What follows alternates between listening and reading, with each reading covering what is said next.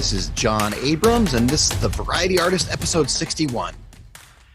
I had a great time interviewing our guest today. The thing that really shined through was that these two people love working together. They're a married couple that are best friends that have one of the greatest jobs in the world. I'm a little envious, but really happy they're around.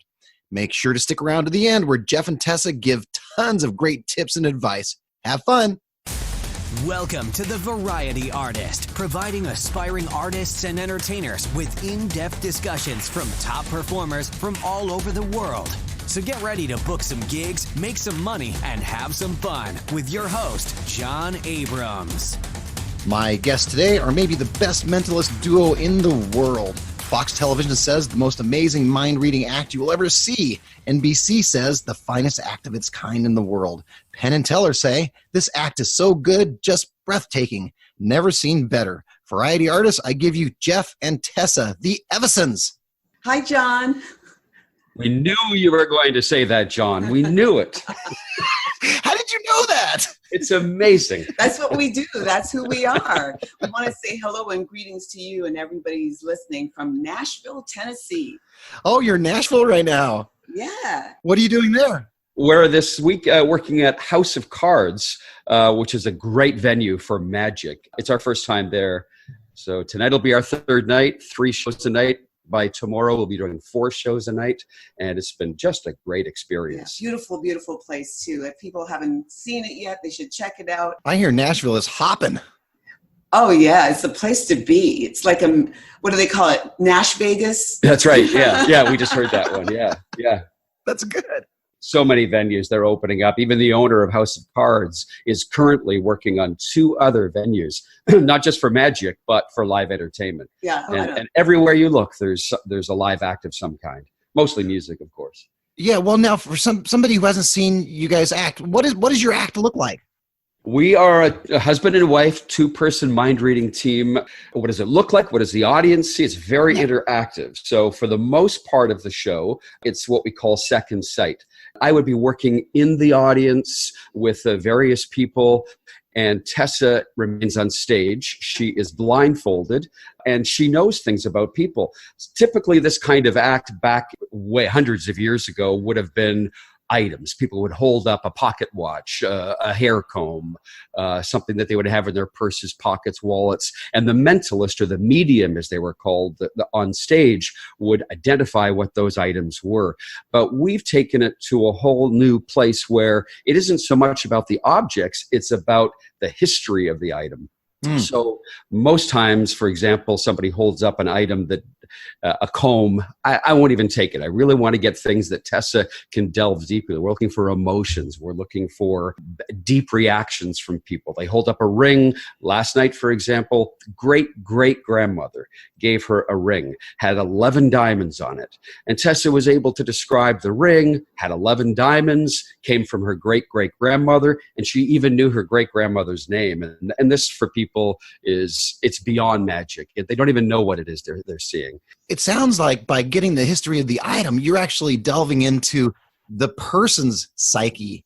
Absolutely. What's really fascinating is, I think, because of watching videos, because remember, I'm blindfolded, over and over again, they'll look at me and they can't believe that I'm not looking at them. They think maybe there's electronics involved. They just can't figure out how this is happening, but it's impacting them deep in their spirit. I mean, after the show, I can't tell you how many times people come over and say, "Can I hug you?" Because they can't believe what happened, but mostly because they feel uplifted, because sometimes what they're holding up is from someone that's no longer physically in their lives. Right. And they feel like they've made a connection with them in a way they never anticipated. So even an amazing feeling for me, being on stage and doing that for people. And that's a good point. Every show last night, we did 3 shows last night. After every one, at least 1 or 2 people came up to you and hugged you. They just said, "I just need to hug you." It's a very powerful moment for people. Yeah, it's cool. So for a lot of people, you're bringing them back to maybe even people they haven't seen in years because they've been gone.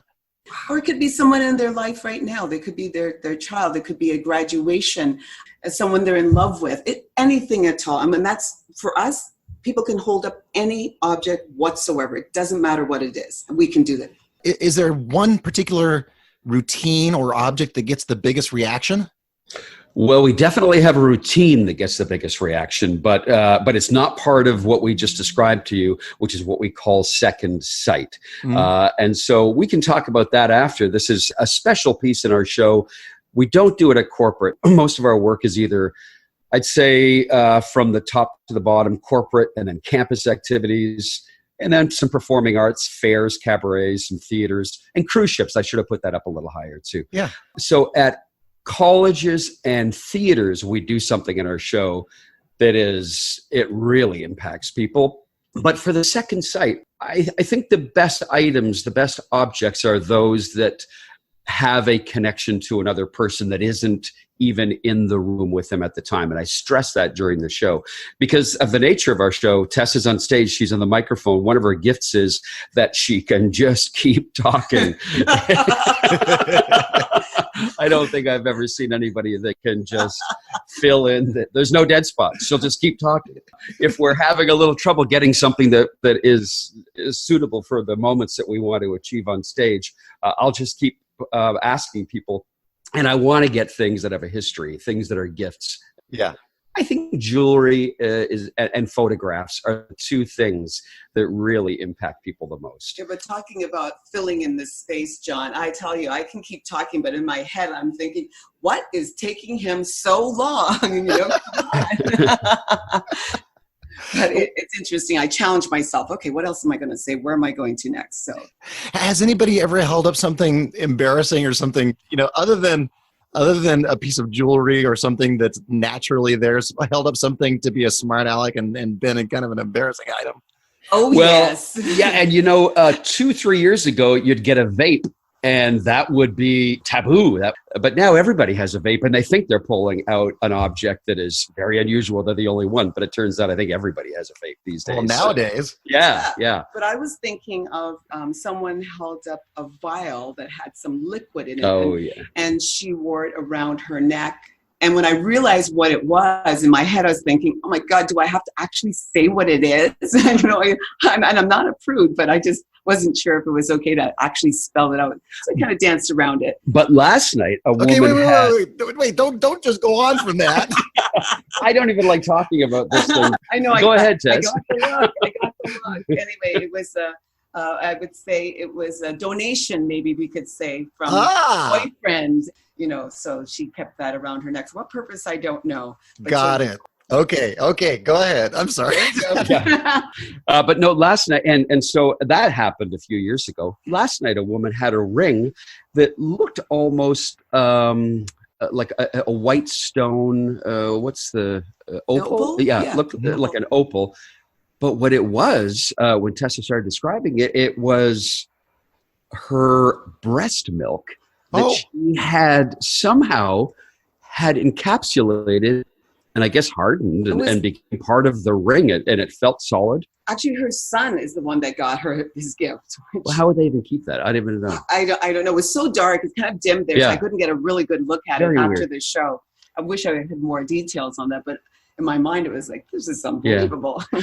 If it's something that I don't want to go, if it's of a nature where it's a family audience, and we typically never go, there's nothing blue in our show. So there are things that I just say, no, we'll get to you later. And I never get back to them. But we can always do after the show for a demo because, after the show, we network with people, connect with people, and they come up either as a challenge or just to say, I really wanted to try this. And so we'll do it on the spot. Okay. Well, just to go back to that ring, that must have been real strange because, Jeff, you're looking at it saying, oh, this looks like a ring. It's probably opal or something. And then, Tessa, you have to know in your mind, wait, it's not opal. It's something else, right? Oh, yeah. And when I'm about to say it, because it'll be something that I've never seen before, I'm not even sure exactly what it is. And so I'm just going to say what I'm thinking or dance around it a little bit. And so they'll see the connection no matter what I say. That's the goal. This is, I guess, a question for Jeff, or I guess maybe both of you. Has Tessa ever gotten it wrong? You had to tap dance around for a little while? Oh, yeah. Oh, yes. In mentalism, some people say it makes it stronger if there are mistakes. And some mentalists even rehearse little errors into the show, and maybe they'll overcome it at the end, and it'll be the kicker. For us, because it's hard to rehearse everything we do. When we go into a rehearsal, let's say for a show, it's like we get out there and then we're jazzing it from the moment we get out, because we never know. There's never two people or two items the same. Sometimes I might push the limits and really try to get something to Tessa, that is a bit of a challenge for her. Normally we can overcome it, but it's okay if it isn't 100%. It kind of makes it a little more believable. Not only mentalists do that, jugglers also do that. Sure. And magicians also do that. So that way at the end, there's the big kicker and you say, wow, that was amazing. He got it wrong before, but now he's getting it right. Yay. Yeah. It makes it more human, and then it endears you to people because, they see that you're working hard and you're trying hard and, you're not this perfection. After a while, that can get a little boring. I can see what you do. Okay, but what about me? So that's the other aspect of that. So you want to have that connection with the audience from that perspective too. So, Jeff, does Tessa ever freak you out at a restaurant or something when you're about to order and she says, oh, I know he's having the steak? No, but we freak out a lot of waitresses. I really love the impromptu moments when we're checking into a hotel or getting a rental car at the airport. Waitresses, we did one on room service. The fellow came up and we were preparing for a show, ordered room service. And then he just started asking, what do you do? And then we'll always say, well, we'll show you something. And, when they're not expecting it, their reactions are priceless. Well, let me say, I wasn't expecting that either. And it's actually on our social media. And YouTube. I had I think it was on YouTube, and I had one of the hotel robes on because we were getting ready for wherever we were going to next. And he just brought us in something to eat. And so I was in the bathroom waiting for him to leave. And Jeff says, hey, Tess, come on out. So I thought he'd gone, and I came out and he's still there. And we just went right into it. And I thought, oh my goodness. And of course, Jeff is recording because he records everything. So I'm like, okay, I think I look okay. But it was fun. It was great. Now tell us about the $100,000 reward. It's something that we make fun with it. Because I'll say if anybody ever proves that there's any electronics or the glasses have cameras, Tessa will write a check for $100,000. It won't be a good check. But you'll write the check. You'll write a check. But we have to do it, I think, because it's something that people assume in this day and age that we're using electronics. Right. And even if we have them come up and I open my jacket, they examine it, I hand them my eyeglasses. Some people, they demand, let me see your eyeglasses. Let me see inside your coat. Yeah. That doesn't happen very often, but occasionally it does. There's just nothing we can do. They're convinced, okay, I can't see it, but I know it's there. Mm-hmm. What else? What other possibility is there? So I think we have to call attention to it. And though sometimes I'll forget to say it in a show because something will happen that we're just moving into a different direction. And without fail, people will come up after the show and say, I know it's electronics. I can't figure out where. Yeah, that's why it's great for us to do demos after the show, because that's where, now they're really close up also, so they can watch clearly and closely what's taking place from beginning to end. And the other aspect of this $100,000 offer is that so often, especially at campuses, they love to use that as a promo piece. So people do delve into our website and pick that up. And sometimes they don't word it right, I've got to say, but at least it's out there and it catches people's attention. So often we'll get to a venue, typically campus, and there'll be posters all over, or there's social media posts, and it says, this is 100% real. If anybody proves otherwise, they'll give you $100,000. So they've just misinterpreted what our offer is. And so we get people coming to the show and saying, I'm going to get your $100,000. I know it isn't real. But we kind of enjoy when they do that because, hey, we didn't say that ever. They want to promote it that way. That just brings more people out. If it gets butts in seats. Exactly. Yeah. Whatever it takes. So we're going to switch from your act to you guys personally. How did you guys meet?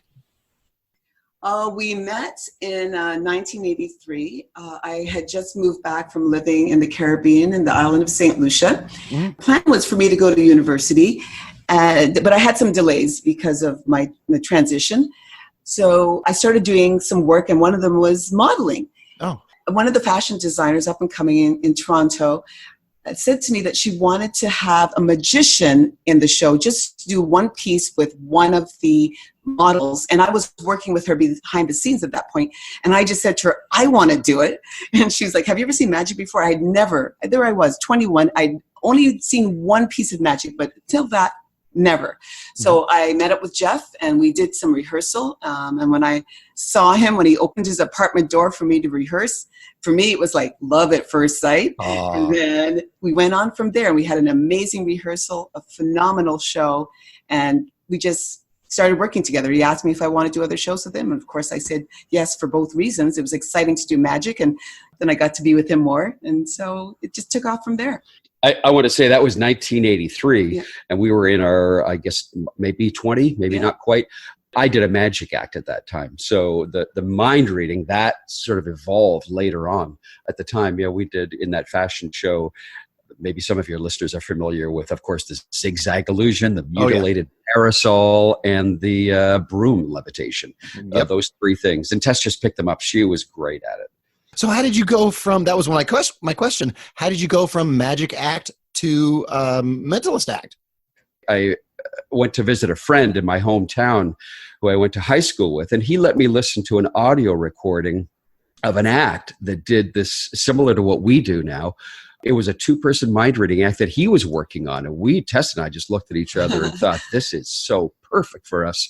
But he didn't want us to do it because it was his. So we didn't. We put it aside. Eventually, he gave up and he said, here, why don't you try it? So just a few years later, on the ships, we had all kinds of time. Have you ever worked a cruise ship, John? No.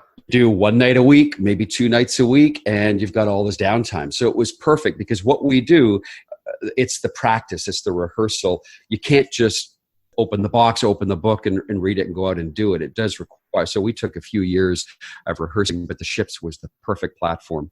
Eventually, we did it on stage one night. The seas were so rough, we couldn't do any illusions. The captain insisted that the magicians of the singer, Linda Karen out of New York City, still a very good friend of ours, her and us, they asked us to do a show together.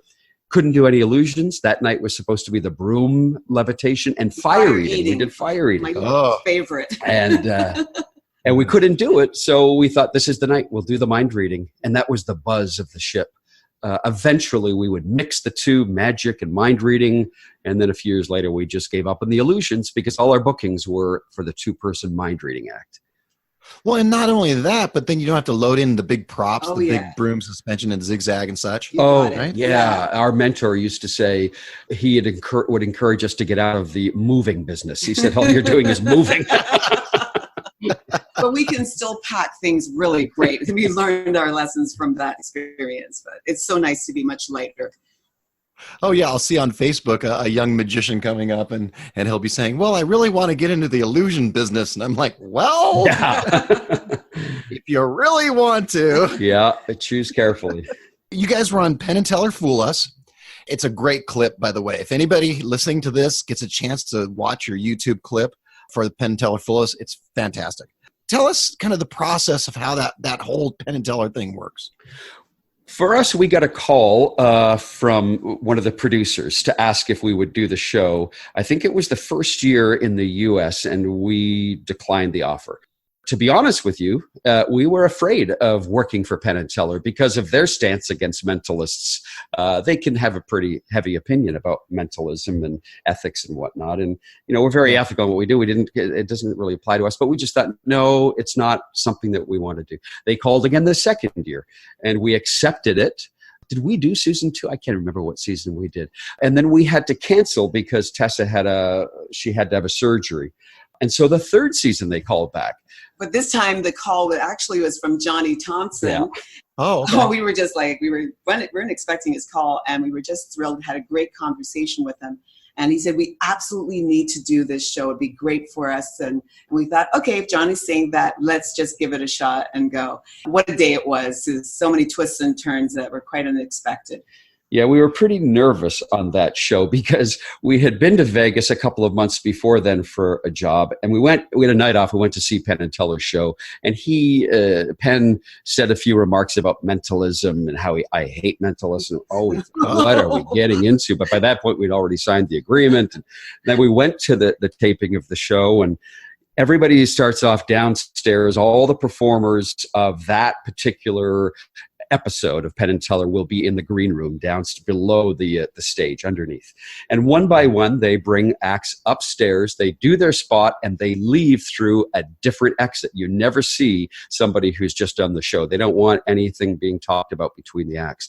So when it was our turn, we were called up and they set us in the wings, and they were just wrapping up the last act. And all of a sudden, Penn and Teller came storming through the doors off to the side of the stage, slammed the doors and left. And they said, oh, okay, we've got a 30-minute break. And something had happened with the other act that I guess it turned out to be a fooler, that there was a little bit of a disagreement whether they really did fool Penn and Teller. Penn thought they didn't. The judges thought they did. So it was a fooler. But we were at that perfect spot in our minds. You know, when you charge yourself up and you're ready to get on stage, and it's like a 30-minute wait. We're like, oh my God, how are we going to get back to this place in our minds and our hearts? So, but we didn't have a choice, and they brought them back out and they sat down, and then they called us on stage. And as we walked out, Teller leaned over to Penn and put his hand in front of his mouth and whispered and pointed at us, and we're thinking, oh my God, what is he saying about us? So stop making us nervous. Because they really don't know who's coming up next. Penn and Teller, they don't know until you come out on stage. It was great, though. It was super. We were so happy. One thing they didn't show is Teller, when Tessa gave the serial number on the bill at the very end, he ran out of his spot, his seat, went up, got down on one knee, bowed to Tessa, handed her the $100 bill, and walked away. And they cut that. They edited most of that out. But it was a good moment. I was like, oh my God. What a great promo piece. Thank you so much, Teller. Oh, that would have been a great promo piece, but you don't have it, huh? No. Yeah, we have him giving her the $100. They kept that part in. Yeah. I saw that. We have witnesses. We have friends who actually from Toronto who came to see the show. So we're like, oh, you saw it. Oh, I'd like to have that. Oh, dang. But it's all good. They said so many wonderful things about us. That was the other thing that we were just so grateful for. So, to have it for a promo piece, they were very, very kind to us. So it was. We were glad we made that decision. It was a good one. It used to be Johnny Carson. Yeah. And then after that, it was Jay Leno. Right. And now, if you're on Penn and Teller Fool Us, it's a big deal. Yeah. I think for Magic, Penn and Teller Fool Us and AGT or any of the Got Talent shows, those are the two big ones. Yeah. Ellen would be nice too. Oh, yeah.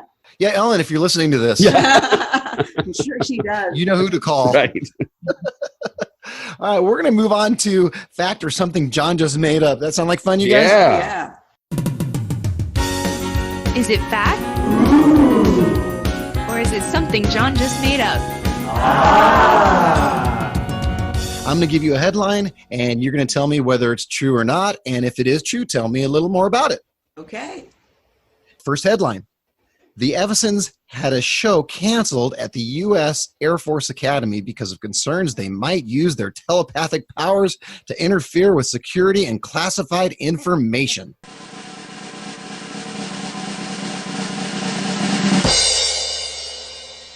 Yes, totally true. That was when we were first starting working in the U.S. We lived in Canada. We're both Canadian. Now we're dual citizens, but we had an agent out of Michigan, and they booked a lot of these Army bases, and we'd never done one. Big deal. You got your first base, and we were so looking forward to it. And about 2 weeks before we were to go, they said that they felt we were too much of a risk to bring on because of our abilities. Now, had somebody seen your act? Somebody from the Air Force Academy? I think they saw a videotape. It must have been. That's back when VHS was before the internet. But I think it had to be that. Oh yeah. Yeah. It would have been a good piece on that. So Yeah, we were like, yeah. but they were like, we were not allowed to discuss this. So they were very strict about it all. I think that should go on your website. I think that's a great testimonial. Yeah, I'm thinking it's too bad we didn't get a letter, an official letter. Documenting. Yeah. All right, we're going to go to the next one. Jeff and Tessa spent a rough night anchored in the Bahamas on their sailboat because of sharks.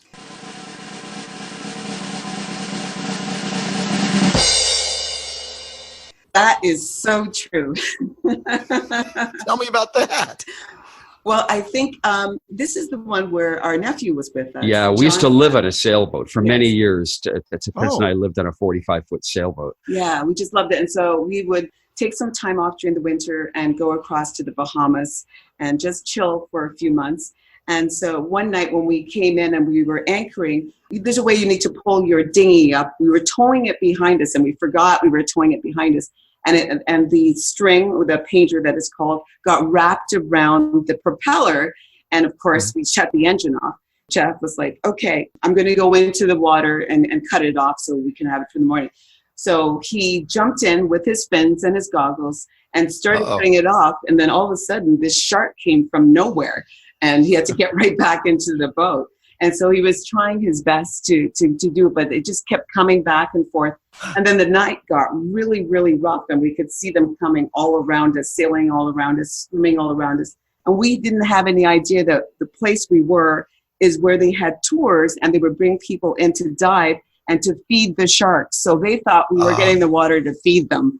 It was a tough night. We didn't have the anchor set properly. And we didn't sleep hardly a wink that night. I couldn't do it. We just gave up and said, okay, we'll try it tomorrow morning. Let's just spend the night. And the next morning, you don't want to get into the water too early because they're feeding. So about 10:30, 11 a.m., I'm back in the water, and that darn shark is there again. And so we just had to time this. My nephew had a whistle. He would blow it. I could hear that under the water. And we would wait until the shark was at the bow of the boat, charging towards me. And Tessa was standing at the bow with a whistle. She'd blow her whistle. My nephew in the dinghy close to the water would blow his whistle. And then I'd jump back out of the water. And we did this for a good hour until the line was free of the propeller. We took that anchoring spot off our list of destinations to go to. Oh, you think? Yeah. Any other mentalists listening to this? There's this great place in the Bahamas that you can go to. There are pretty much sharks everywhere. The Bahamas there's a lot of sharks everywhere you go. Yeah, a lot of times we're swimming, diving, fishing, and you look over and they're sharks. They're just there, but they're not out to get you for the most part. Most of them. If we do spearfishing is a big thing there for grouper. And if there's blood, that's what attracts them. So you want to get that out of the water as quickly as possible. We've done a ton of that. And there's certain ones that are quite aggressive, the lemon and the bull shark. So if you see them, you just get out of the water. You don't wait to find out what kind of mood they're in.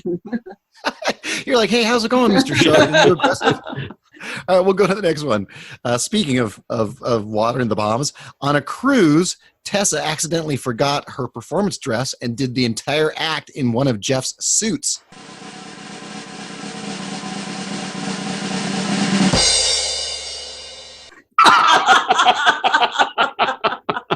I don't remember that happening. I don't think that happened. That never happened? No, you're making that up. Yeah, I did make that one. That's a good one. Yeah, it's a good one. And the interesting thing about that is that would never happen, because no matter where we go, I usually have a second costume. I've never really had to go into the second costume, except once. We were doing this holiday show, Christmas show, and we would do, everybody who's a performer, magician, on those weekends, you're going from 2 to 3 to 4 shows in one day. And so we had our set really going fast. And this is when we were doing illusions, and it was for the zigzag illusion. And I was wearing this costume. I had it on, and I was setting up the zigzag and doing things, and Jeff was getting ready. And the client was very irritated. She was very stressed out, and she wasn't really nice to deal with. And then all of a sudden, I started noticing these little things on the floor, and I didn't know what it was. And I realized it looked like frosting or icing. And then I realized what it was. There was this huge cake on a table behind me that had a Santa Claus theme and Christmas theme on it. And so I turned and I looked at the cake, and what had happened when I was bending over, I had swiped the cake, the frosting, with my butt cheeks, and it actually had left a print of 2 butt cheeks in the cake. And I was like, oh my God, I have just ruined our careers totally. So Jeff came in seeing me and Patty. He goes, what's going on? I said, I showed him the drops. I showed him the cake. Goes, oh, you're going to have to tell the client this one. So he went and got her, and she came in the back of the room, and I stood in front of the cake, and I said, I'm really, really sorry, but I've done something really terrible. And I stepped aside, and she looked at it, and she just broke down laughing. She was almost crying. And she's like, oh my God, that's the funniest thing I've ever seen. You know what? She says, that's exactly what I needed today. I've been so stressed out, and Christmas is supposed to be a fun time.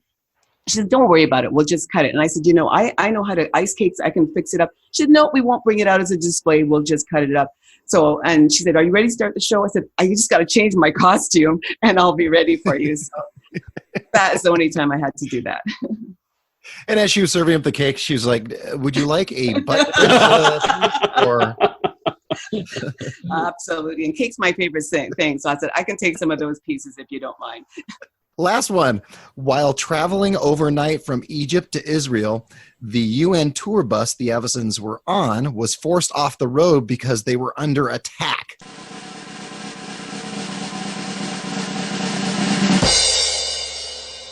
Yeah, true Man, story. that was so scary. We thought, what happened there? We thought we were under attack. It turned out it was Bedouins throwing rocks at the bus. Just little kids, yeah. We had done a show, a UN tour, 1989, and we had left driving overnight through the desert, and the bus was full. It was a big tour. John Allen Cameron was a Canadian music star, and he had a full troupe, dancers and performers, and the drummer in the band was... After we left this, he was to star in Phantom of the Opera. That's right. In Toronto. Mm-hmm. He was the musical director for this whole production that we were doing, and he actually became the musical director for Phantom of the Opera in Toronto. So he was sitting in the bus against the window, and he happened to have his hand up against the side of his face talking to the girl he was sitting with, and that was the first window to smash. And the rocks hit his hand and broke a number of bones in his hand. He couldn't play the drums for months later. And then other windows started smashing, and the bus driver pulled over to the side of the road and said, everybody down, hit the deck. And so here we are, the whole bus, everybody piled on top of each other in the aisle. The girls are crying and the guys are yelling. And wait, who's throwing the rocks? Well, it was kids in the Bedouins in the desert. They're like nomads in the desert. Yes. But we really thought it felt like, and it sounded like gunshot, like bullets coming through. Then we started screaming at the driver, why are we pulled over? Get out of here. So eventually he started the bus and went, and then we pulled over miles away and discovered that these were rocks and stones that they had thrown at us. But I'll tell you, it was at that moment when that's happening, you really think this is the end. And it's still dangerous, right? Oh, yeah, for sure. Well, for the drummer especially, he's the only one that got injured, but there was blood everywhere. His hand was really torn apart badly. That was fact. Or something John just made up. We're going to move on to some fan questions. You like some fan questions? Yeah, sure. Every time I interview a new guest, I put on my Facebook group that you can ask questions of our guests. And you guys had a bunch. We'll start with Peter Menny, a comedy conjurer out of Canada. I love that, comedy conjurer. I like that. It's a good name. Yeah. He asked, what is it like being together 24/7? Well, we know Peter. We go back a long ways. Peter's from London, Ontario. We started out in Toronto, Ontario. So we just did a show with Peter a couple of years ago. He was part of a crew. We were taping a possible TV show. I think that for us, we started out working together. We started off as best friends. We weren't in a relationship for 2 or 3 years after. 5 years, Okay. John. 5 years. Wait, there you go. Those sound like 5 long years, the way you said that. It was. So our working together, we had a really good flow, and we would, even though we lived in two different in the city of Toronto, but we didn't live together. We would every day. We had an office. We would get on the computer. We've always had that office thing going, the booking, and then doing the shows together. It's just chemistry. I think it's for two people working together. For example, that drive I referred to, we worked in New York City and then drove down to Maryland to get on the plane to come here. So Monday night we were in New York. On the way there and the way back, I drive. Tessa can be on her laptop. We accomplish a lot more with two of us always working together in tandem. We always have a lot of fun, and sometimes even the drives, we feel they go by so fast. Even though we're a team, we individually are busy with different projects or clients, and even our personal lives, there always seems to be so much to catch up on. Yeah. So it's never boring, never a dull moment. We really don't argue, once in a blue, but we're pretty much on the same plane most of the time. And I think the other aspect is because we sail together, we have this other aspect of our lives that when we're trying to have downtime together. It was just an awesome connection. Oh, yeah. 24/7 for us is easy, and in many ways, it's a good thing. I mean, we are apart a little bit every day, but most of the days, but not too long. Yeah, but I don't think we've spent in 35 years that we've maybe spent 2 nights apart. Yep, yeah, that's true. So we're always together. And when you're driving now, you have great podcasts to listen to. Oh, we've been we catching do. up with some of yours recently. It's great. Absolutely. All right, so Conrad Cologne, a terrific magician out of New Jersey, asks, we may have touched on these.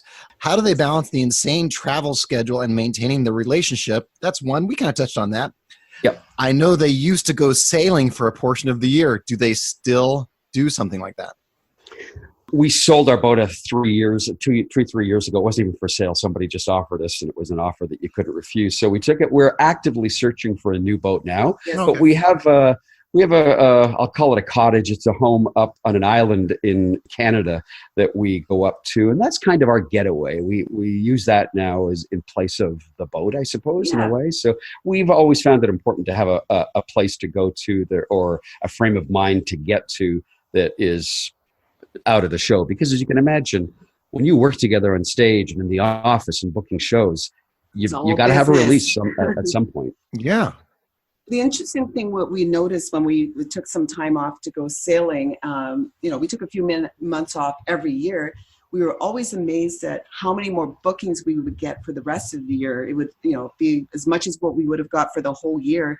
Because people were always interested in hearing what we did. We came back, of course, now we hadn't worked for so long. So, as much as you practice, it's the performing that really makes your act go really well. And we just came up either with new angles or new pieces, partially because we couldn't exactly remember how we got from A to Z. You can write everything down, but there's minute details that you can never write down. It just happens when you're up there. We loved going away because we knew when we came back, it was going to refresh our act and our perspective and what we did for entertainment. It was really a wonderful experience. Sure, and you're bringing back special memories that you have from those times, and you can bring those into your act and makes it deeper and more fulfilling for you and the audience. Yeah, very true. All right, so Conrad has another question. He says, if you weren't in entertainment, what would you be doing? Wow. Yeah, I know that I would be running my own business. I don't think I could work for somebody else. So I don't know what it would be. For me, I think my dream ever since when I was young was 2 things, and one of them was to be a doctor. But as I've gotten older, I'm not sure that I would do that. It's a lot of responsibility. It's a lot of pressure. The other thing that I really always wanted to do, and I did have my own little business at 13, was baking cakes. I tell you, I love cakes. So, and I did competitions and icing. So that would be one of the 2 things. But definitely my own business, like Jeff said, there's something about working for people is good on one hand, but you have so much more control when you work for yourself. A lot more demand, but you can control what you do in the year with your time. Tessa used to run a business too when before I met her. She ran her own family, her father's business. And I tried to work with my dad. He was a plumber. My grandfather was a plumber. They had a pretty big company. I thought, well, maybe but it just wasn't for me. Yeah. My dad's company was silk screen printing. So we made a lot of T-shirts and a lot of items for tourists that came to St. Lucia. It was a great learning experience for me. And I was just 18 at the time and I was the manager. So I just loved it. I was very passionate about it. So have you used that in promoting the things that you're doing now? Oh, absolutely. I think we've taken from everything, all our life experiences from the time we were very young and our passion, of course, but we keep learning and growing and studying.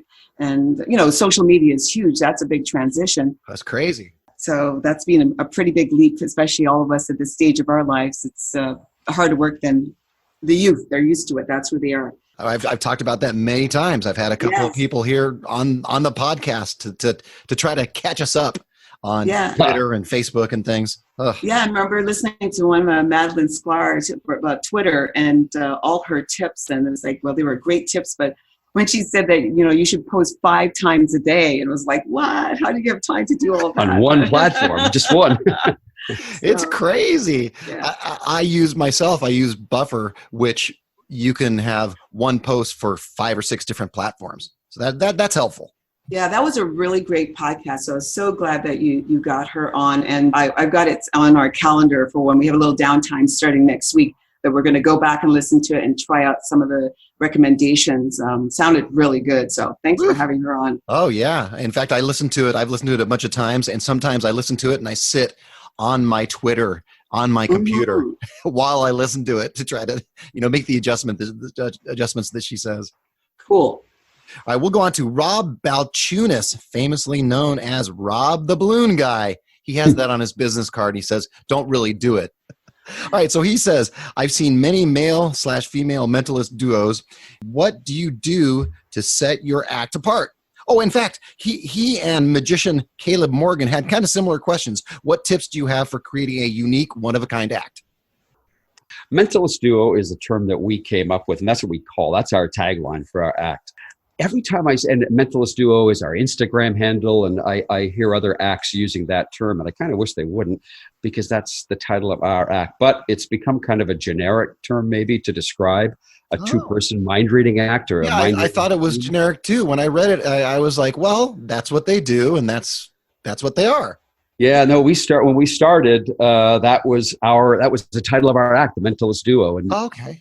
I had never heard that term before. Yeah, we were the only two-person mentalism act in Canada for many years, and there were just a couple of other mind-reading acts, Simon Aronson and Ginny, and Dan and Jan Orleans. Yeah. But Simon and Ginny weren't full-time, and Danny and Jan, we sort of did a kind of number of different things, not just the two-person act. And Glenn and Francis Falkenstein in the U.S. But when we started, we really didn't know of anybody else, and then we kind of learned eventually about these three other acts.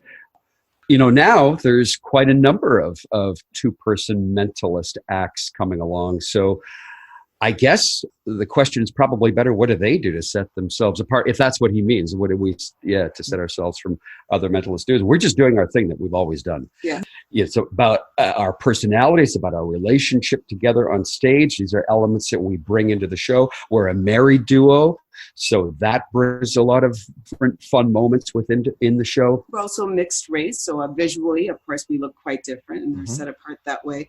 And we're not afraid to play our mentalism as real and strong. And I think a lot of people always dance around that, but we don't, because we believe that we are performing a show and we should be exactly what people would want it to be during this show. I think that's one of the things that helps us a lot. We were lucky to have mentors, and I don't know the cases of any of the other acts, but I do know that we seem to be the only duo that is capable of doing the first, the middle, the last names. There's some acts that'll do only the objects, as I kind of referred to earlier, or they'll do maybe a first name here and there. We can give a lot of information. All right. So next question, Matt DeCero, another excellent magician out of Canada. By the way, he has a great Penn and Teller clip also. He asks, well, you touched on this a little bit. Are you inspired by other two-person acts in other field like music or dance, etc.? Well, let me say about Matt DeCero first. He's a very good friend of ours also from Toronto area. And when we did the taping of Penn and Teller, he was on with us. Oh, okay. Actually, I have to tip it. He was actually able to put in a special request so we could be recorded at the same time. Of course, our show didn't air on the same episode, but that was so much fun. So we always help each other out and support each other. Oh, so we nice. appreciate it. Yeah, this question is that, I'd say for both as well, there's a lot of different couples. The comedy, Laurel and Hardy's one, and Magic, Siegfried and Roy, Marvin and Carol Roy. Music, Sonny and Cher, and Donnie and Marie. And Donnie and Marie, we have been trying to see their act in Vegas forever, but every time we get to Vegas, it's a dark night for them, and we just haven't been able to schedule it. And we really want to see them live because we hear that they're a phenomenal act. Like, you can learn a lot from them from watching them. I know people will be surprised on that. But in magic, I think Penn and Teller, amazing duo. What they have going between them is just beautiful to watch. My favorite duo team, I think, is Mark Kalin and Ginger. Big fans. Yeah, they're fantastic. Oh. Smothers Brothers comes to mind too. They were always so much fun. That was a great act. We'll move on to Matt's second question. His second question is, show business is full of missed opportunities. Have you got one that stands out in your mind? If so, the lesson you learned from missing out. Yeah, I think you always have, but life is about making decisions, and we made decisions early. For example, in our 30s, we took sailing a class in Toronto on a whim. One summer, we thought, let's take sailing lessons. We graduated. We went. We ended up buying a boat. We thought, let's go sailing in the Bahamas. We were at 32 years old, and here we are. We went over there for 2 months. These are decisions, and because of the decisions we made, we lost other opportunities, plenty of opportunities, some television things along the way. Maybe we should have agreed to some contracts that we turned down or some offers that we turned down. But I think for me, the number one would be another language. Oh, I think if we could, we started studying Spanish a number of years ago, and I think we just kind of gave up on it because of schedules. But that, I think, there's so much opportunity around the world, especially with that language, that I wish we would have furthered that. Yeah. What do you think, Tess? Yeah, I'm on board with you on that. I think I would touch base on AGT being one of them. I know a lot of acts get calls to do it, and they had really pursued us, especially after seeing us on Penn and Teller. They called the night that it aired. Somebody called right after we were on. Somebody called from AGT. Mm-hmm. Again, it was one of those things that we couldn't make this decision to do it. And by then they had already had the clairvoyance on, because we couldn't do it the year before either. And we just thought that we shouldn't really do the act so soon after theirs, because of course, they were so similar to us. But to be very honest, as we go forward, when you prepare for, or try to prepare for a show like AGT, we came up with some pretty phenomenal ideas, and you never know, maybe we'll still do it. We still have the offer on the table for this year. Again, we just couldn't take it up. We have other projects that sometimes you can't back out of them once you have those contracts. Sure. So we'll see how we pursue it. Overall, we've been very happy with the choices we've made, and we don't live with regret. And the big difference between Penn and Teller and AGT is Penn and Teller, it's one act, one routine. Whereas AGT, don't you have to have 3? I think it's 3, is it? Yeah, I think they want a lot of material going in. Also, Penn and Teller, you get to do a nice chunk of material. For us, they just said, do whatever you want.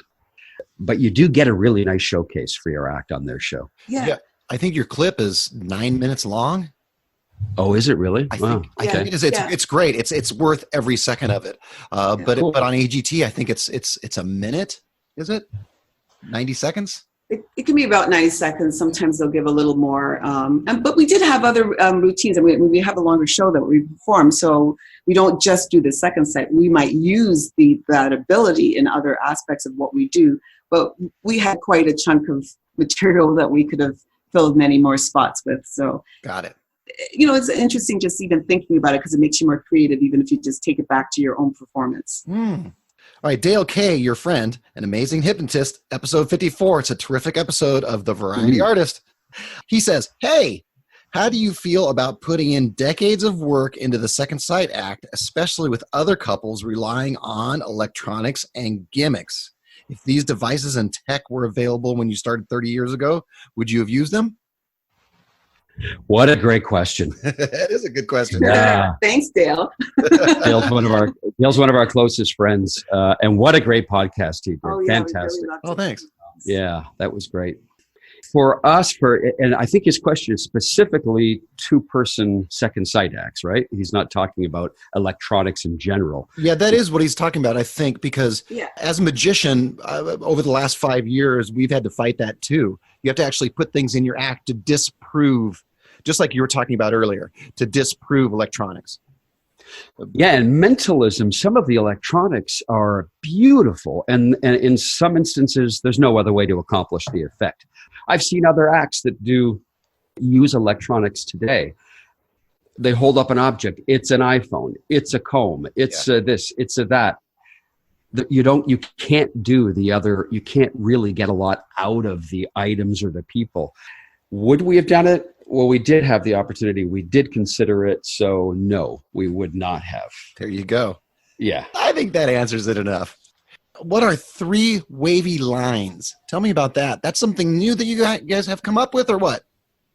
We have some routines some routines that are not only for 2 people. So definitely any mentalist could perform over the years. So in our long show, we do a 75-minute show for theaters and colleges. So we have a lot of other things other than the second site we're referring to. Pretty much everything in our show is original. We try so hard not to perform anything that anybody else is doing. And if we do, then we certainly are going to put a good twist to it and make it our own version and claim it as ours in a way that no one else is doing it the way we are doing it. And so we'll be releasing some of these effects. One thing in particular, I don't want to talk too much about it yet, that we will be releasing that for a limited release. So 3 wavy lines, the name comes from the ESP cards, the Zener cards, is a circle, the plus, the star, the 3 wavy lines, the square. Yep. You're familiar with them. Yeah. Yep. So 3wavylines.com, number 3, WAVYLINES.com. There's people can sign up now to get on the list, and eventually we will be releasing some of the items for sale. Ooh, good tease. Cool. In fact, I've seen the YouTube video, and it's a bunch of college students with their cell phones taking pictures of a picture you're holding up. It's very enticing. It is the strongest thing we do in our show. We've been doing it for years. It's spirit photography, and it is something that we came up with, and we'll be releasing that eventually. Yeah, we're known around the world for this, so it's one of our things we do, our pieces that we're very proud of. I'm excited about that. And you're releasing it to the public? Or Well, to performers. yeah, that's what I mean. yeah. No, not to every. You're just gonna go, hey guys, everybody, this is what's going on. Yeah. No, it's the work that has gone into that for 20 some years. We've been doing it. It's the work that we've put into it. That's what we'll be sharing a lot of background on that. Oh man, I'm excited about that. Now, do you guys have some advice for the beginner? We have a couple of different types of people that listen to this. We have beginners and pros. Do you have some advice for the beginner? Yeah, I think one of the most important things for beginners is to consider their business skills. I mean, probably they don't have a lot. It depends on if they've done anything before. But one of the most important part of being an entertainer is knowing how the business works and how you're going to earn your keep and how you're going to save that money. Often I think entertainers think, well, they're going to have an agent or a manager, so they don't even have to think about it. But you need to know it inside out. Sometimes even more than the magic. Sometimes the mentalism or the singing, the dancing. You're passionate about that, so you're probably going to get that down pretty easy. The business side for a lot of people is a boring, tedious thing to do. But without that knowledge, you may not succeed. And business also is about promoting yourself. So it's the whole package is very important. And find something that isn't being overdone in your act. Maybe it's the basis of your act. I've always loved pickpocketing, and it's not something that we see a lot when we work corporate events, maybe with other acts, which doesn't happen as much anymore. I don't remember ever working with a pickpocket act. Oh, Be unique, be something that's different, that you're the only one, that if they want to book that kind of entertainment, it has to be you. they book you specifically. You're the one. Can we give a few more suggestions? Oh, please. Well, I was talking about promotion, and one of the things I think that people up and coming need to be careful of is to not oversell themselves. Because if you put that bar really high and you don't have an act to live up to that, you'll disappoint your clients. And the word does get out if you're in a small area or amongst agents. So keep improving on your promotion based on all of your accomplishments. If you get an awards or TV, then you keep adding to that. Yes, of course, if somebody says you're the best in the world, great. But you have to ask yourself, are you really what you want to be sure that you're selling yourself appropriately and what you do on stage meets what your promotion says? Right. There's an old expression that says undersell, over deliver. Right. Yeah, that's it. Absolutely. You got it. Yeah. I think work as often as possible. There's nothing like doing the time on stage, and set your price. You don't undersell yourself. I think a lot of entertainers, they have a hard time selling themselves for what they're really worth. And especially if you look at some of the other things, dinner might be $100 dinner that they're having, or a $50 dinner, and the venue might be thousands of dollars, and then the act is $500. Yeah. It doesn't make any sense. And working for free, we all get asked this as performers. There'll be good exposure, and that's something we're always careful about. If it's a Cub Scouts or a church or something where there truly is no money to be made and nobody's getting paid, that's different. Yeah, we will work for free at some of those things. But if it's an association that is a nonprofit and yet all the organizers are getting paid and the hotel is getting paid and the caterers are getting paid, then of course we should be paid. That's right. And I think that they seem to think that entertainers will work for free. I don't know where that started, but yeah, it's very true. But I think you can even take advantage of that when they say exposure, that you can control what the exposure is. So you are very involved in how they're placing any advertising about you and how people can book you afterwards. Maybe you can include something that people would take home with them to keep, or that you'll give them a discount on your show going forward based on what you've done for them. Or you can do, if it's a fundraiser, you may offer your services. So you may offer, if you're a magician, a magic class, so that'll be one of the auction items. Or if you're a mentalist, if you do any psychic readings, you'll offer whatever 15-minute reading to have that auction off. So there's different ways you can do it and still make some money and give them a discount and give them value. We just did a fundraiser show in Texas where they paid our full fee, but we offered them to auction off a reading with Tessa after the show. A fun reading, a 10, 15-minute session after the show. Yeah. And one person paid $1,000 to ask Tessa a question after the show. So they made a nice little chunk of money off of that. Yeah. That means the world to them. It really looks like we've gone the extra mile. And really, it was 10 minutes of Tessa talking to somebody. Yeah, it didn't cost you anything. Yeah. That's great advice. Now, do you have some... Oh, go ahead. Do you have more? I would just say what we're seeing more and more the older we get is we've always respected professionals and looked for mentors. It was important to us because we chose an area of magic that was very uncommon. The stuff in the books just seemed unrealistic at the time. So we found a couple that was willing to work with us and teach us for years. They became such good friends of ours. A mentor is so good. Don't take from people. Don't steal from some of the people that, that's something that we all deal with as professional entertainers with some of the up and comers. And it's okay to be inspired by people, but to just take, that's wrong. And it can be hard to avoid doing that, because I think when you first start off, you're not really sure how to do an effect. And if you see someone else doing it, you might think that's the way you're supposed to do it, or that looks like a good way for you.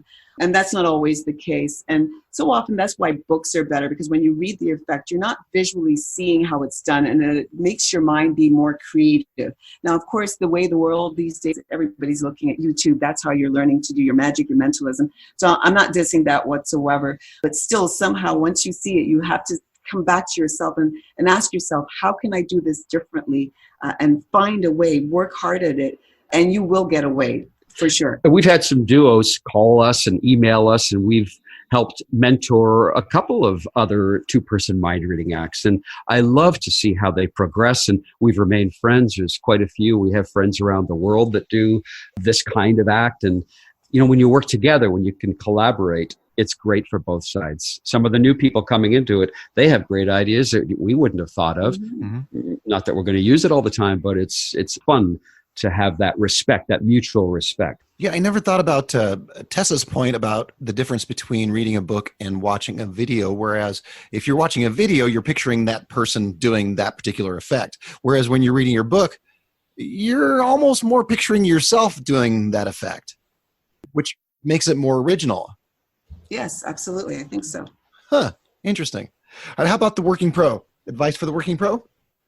Use a rider. So many times professionals get to the gig and find that they don't have the technical needs that have been provided for them. So if it's a rider, I think you're doing yourself a favor, but you're also doing your client a huge favor. It takes away the stress the day of the show. It's one of the things that we've worked with since day one, partially because for us, sound is the most important. 30 years ago, you walk into a hotel ballroom that had speakers in the ceiling, and they were, radio realistic brand quality speakers like you'd find at an elevator, and two people hook into a microphone that's got an input on the wall. Remember those? The XLR, the wall of and then the mixer is in another closet somewhere else, and nobody has the key. And so we soon realized that we have our needs, and we work locally. We used to provide our own sound, but now we don't.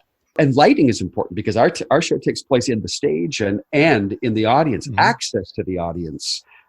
Can't tell you the number of times we would get to a venue and Maybe it's a fair and you've got a racetrack between the stage and the bleachers where the audience is, and then there's railings. I can't even get out there. So that changes everything, doesn't it? Yeah. Yeah, we've always had a rider, and feel free, our rider's on our website. Use it as a model for your own rider. Not everything's going to be suitable for every other act, but it's out there. Huh. Evasons.com. We have a page for downloads that people can use. That's another good tip. You give people everything they need on your website, because we get emails. We need a promotional picture. We need a poster, or we need an introduction, or we need a marketing blurb. And that's all on our website. They can just go there and download it, including that rider, which the rider is part of our contract. So I think that everybody should have a rider, no matter how basic your act is. You need a stage, you need a microphone, maybe you're going to use music.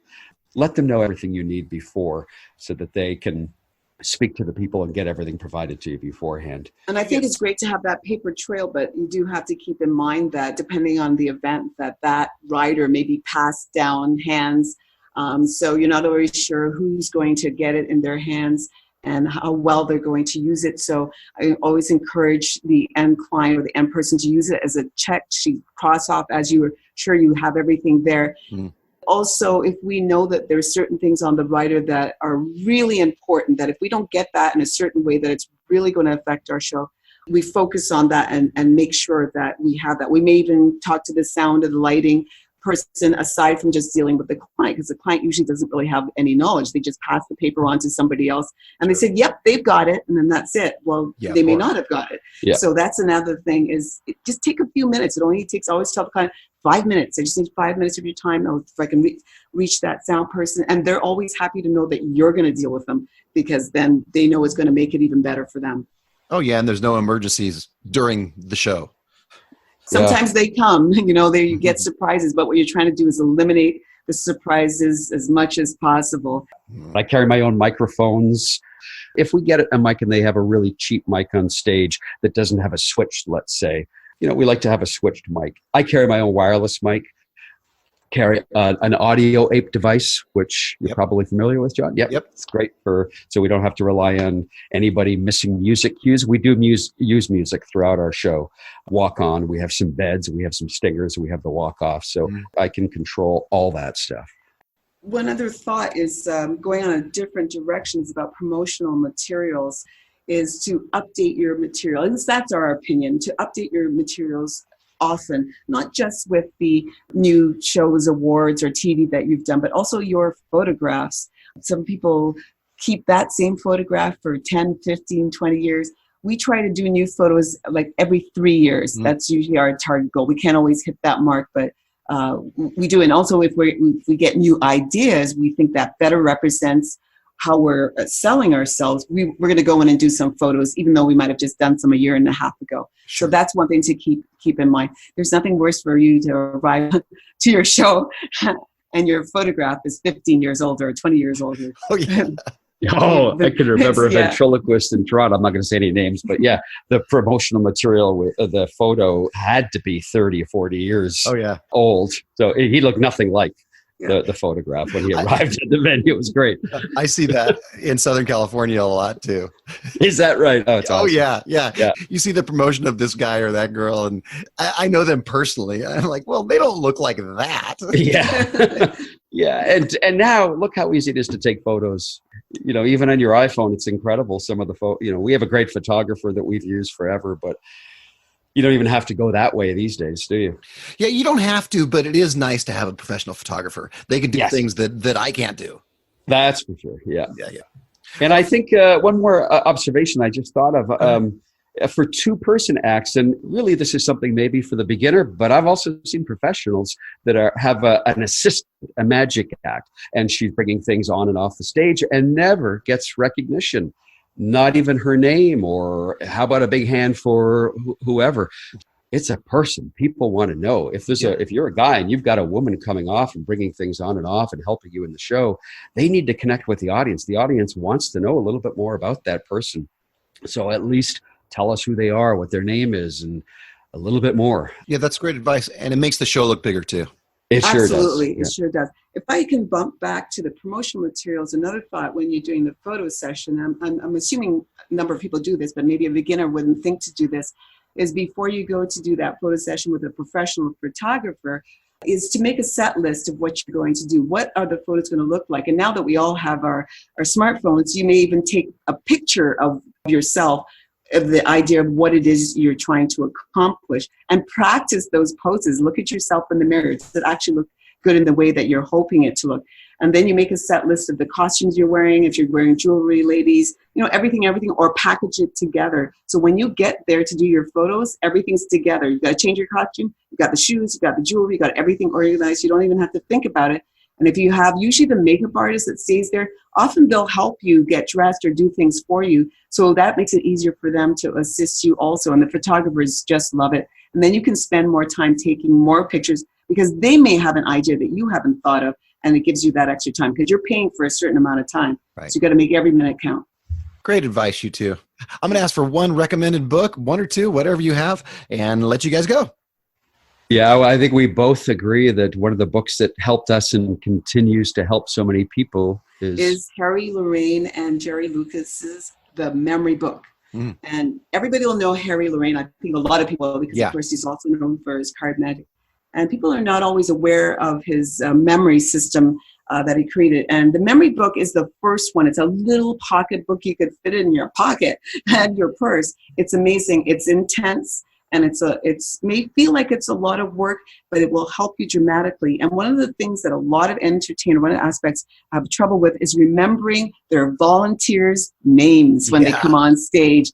I'll give you just a quick tip, and which I'm sure some of you use, is AIR, attention, interest, repetition. So whenever you're trying to remember something on the spot like that, you get the person's name up, you make sure you say it a number of times really quickly. And you can also associate it with somebody else's that that has a similar name. Now, it may be hard for people to do that if they don't know the effect they're doing and their lines inside out, because they need to focus on those things. So that's often why people forget names. But it's even bigger than that. It will help you with so many other aspects. And Harry Lorraine has many other books, and he has memory kits and CDs. It's worth its weight in gold. He gives you so many tips of even being at parties and meeting so many people all at once. He tells you and shows you how to remember all of those names. And it's phenomenal. You'll impress your client. And to remember your scripting for your act, it'll help. Our nephew came to live with us when he was going to high school. We'd already read the memory book, and we've always applied the stuff that we've learned even to this day.